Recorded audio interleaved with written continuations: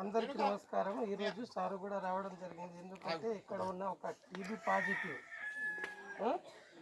ఏం పేరు మళ్ళీ పేరు రేణుక పాజిటివ్ పేరు అనడంతో నేను ఎస్టీఎస్ ఇక్కడ రావడం జరిగింది. అయితే టీబీ ముందు నుంచి ఎవరికి ఉండదు.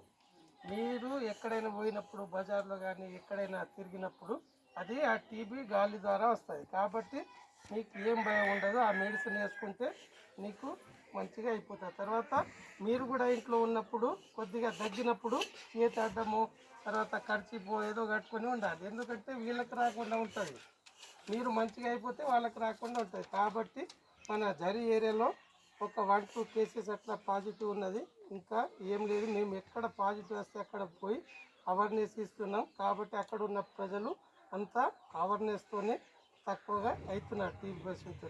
మీకు ఎన్ని నెలలు ఇస్తే టీబీ టాబ్లెట్ అన్ని నెలలు టాబ్లెట్ మంచిగా మింగేసి మంచిగా కావాలని కోరుతున్నాను. ఇంకా వేరే వాళ్ళకి రాకుండా మీరే జాగ్రత్త పడాలి. ఓకేనా?